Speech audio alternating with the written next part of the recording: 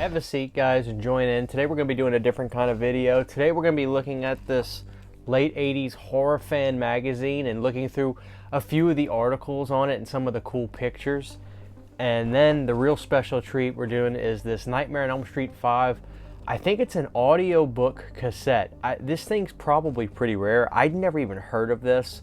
So this is kind of like a viewer fan mail day today. So what do you say we get started? And let's start with this really cool horror fan magazine.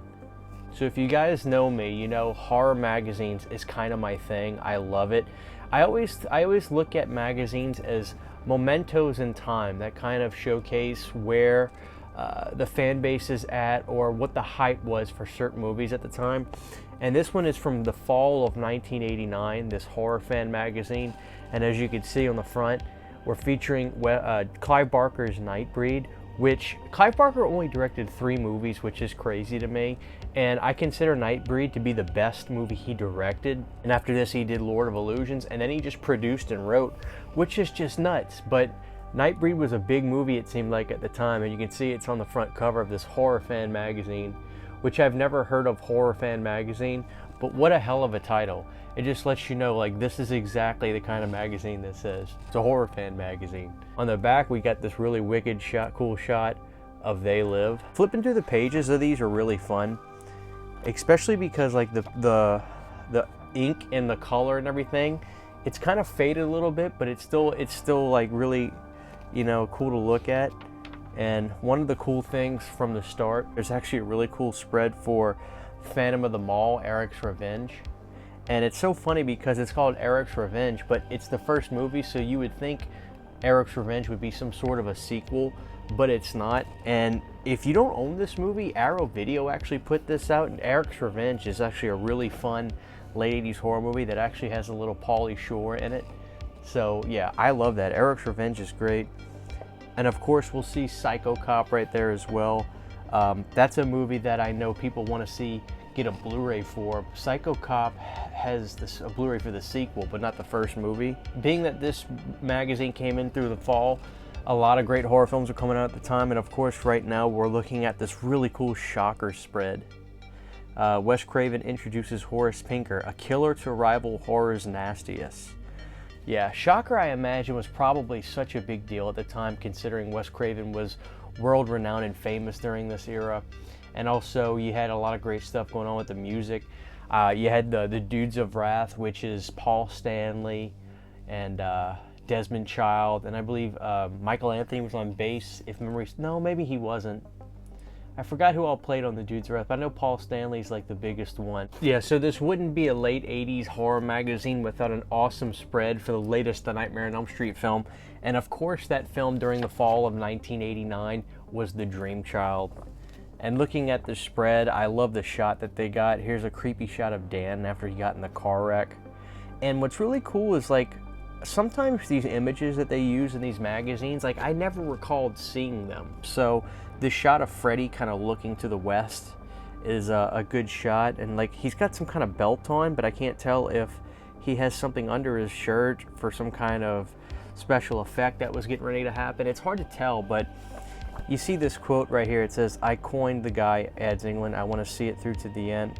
And it's talking about, you know, where the franchise was at the time. And, you know, it's interesting when you look back. You know, there's a perception about Dream Child that it was like the wheels were falling off or the steam was going down, and it was. But when you look at the box office, it's clear Krueger was at the top of the world during this time. And I look back on these with such joy, you know. Of course, we've got the Nightbreed spread. This has got Nightbreed on the front. And if you haven't seen Nightbreed, that's a hell of a movie. I think it's the best movie that Clive ever directed. And most notable, it's got David Cronenberg as the killer in here, Dr. Decker, which is such a creepy look. But how many cool photos are in here? This is so wicked cool. Yeah, Nightbreed was like a really, really big deal, it seemed like, at the time. And in terms of like effects and stuff, like, this movie was insane. I've got that really cool Nightbreed set that Scream Factory put out now, and that's wicked cool. Oh boy, Little Monsters. So I love Howie Mandel. He's got a great podcast too. And Little Monsters was coming out during this time. And look at the spread on this. Snick Rick Dokum declares that Brian must now become a monster too. Yeah, that's some really cool art on that. Yeah. Howie Mandel, man. He's like a germaphobe too, so I was surprised he was willing to get inside that kind of makeup during that time. You know, that's something interesting to look at. But what a hell of a magazine. I appreciate my buddy Monster Mailman for sending me this. Yeah, really, really cool. And look at this on the back. We get a spread for these Halloween masks you can get. And there's a Freddy sweater. And you could even get this really cool Buzzsaw mask for $43. Some of these don't look that good, but they're really cool. So there it is, guys. There's a cool look at the Horror Fan magazine. I can't wait to put this with my rest of my magazines, and these are relaxing to look at and read, and the artwork's always really cool. So thank you so much, man. I really appreciate it. And I gotta give a shout out to my friend Paul for sending me this. I've never even heard of this. It's the Nightmare on Elm Street 5 Dream Child audio cassette book, and it came in this really cool box. Let's have a look at this. Special movie tie-in edition, enhanced with special movie sound effects featuring the terrifying voice of Freddy Krueger. Yeah, I almost imagine if this is the only movie that got some sort of audiobook like this, I honestly wouldn't be that surprised. Let's look on the inside. About Robert Englund and the character of Freddy Krueger. And it's got this really cool write-up. And look at that, there's actually these really cool behind-the-scenes pictures of Freddy getting the makeup put on during that time. And that looks to be like it was probably the Dream Master. The terrifying Freddy face is the creation of makeup effects artist Kevin Yeager, who has worked on 4 of the 5 Nightmare movies. He is also the creator of the monsters featured in Aliens, Cocoon, and Child's Play. The frightening Freddy Krueger makeup takes Yeager almost 4 hours to apply on Robert Englund and about 2 hours to remove. Yeah, so you got the cassette in here. And look, this thing's been in here for so long, there's a ring mark to it, which is cool. But when Paul sent this to me, it's crazy how good a shape this thing is in. So I've got the audio cassette soundtrack for this movie for $5 and the vinyl, but this is an audio book. So, I mean, we're definitely going to pop this in and listen for a few seconds, but here's the cassette tape for it. That's crazy. And it's about an hour long, so I guess it's a little bit abbreviated. But it's supposed to have enhanced movie effects. I don't know how many people would have wanted to listen to Nightmare 5 on audio cassette during the time, but yeah. So let's go have a listen to this and get a sample. Alright guys, here it is, Nightmare on Elm Street 5. This is my JVC double-decker cassette player. From between them, and she screamed.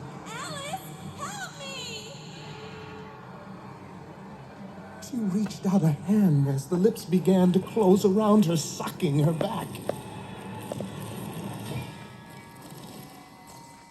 Alice lunged forward and grabbed Greta's arms, pulling with all her might.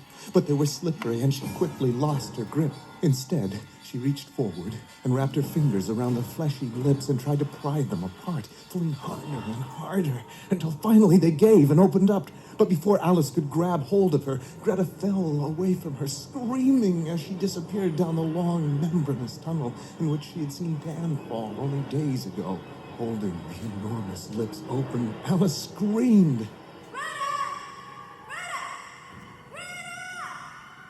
The lips slapped shut and disappeared. Alice stood in the kitchen a moment, then spun around and grabbed the telephone receiver and began punching Greta's number. But before she was finished, her insides were seized by a sharp pain that tightened. Alright guys, so this is what I like to do in my spare time. Look at old 80s horror magazines or 90s. And I really like this one, the Horror Fan magazine. It's a hell of a name. Thank you, Monster Mailman. My buddy's he's a really cool guy. He sent me this. And yeah, Paul, this is amazing. So this is kind of like a viewer mail video day, but this is cool stuff I just really wanted to talk about and show. So tell me what you guys think, and if you enjoyed that spread on the you know, movies like Little Monsters and things like that. If you like this, I'd gladly do more videos like this, just chill videos where we look at some cool stuff. So thank you guys for watching this video. This is your old pal CHH. Stay yourself, stay true to yourself, enjoy the things you want to enjoy, don't care what people think, and we'll see you guys next time. Thank you to all of my Patreon supporters who make videos like this possible. To get behind the scenes photos, videos, music, private live streams, and more, you can subscribe to my Patreon for as little as $1 a month. Thank you very much.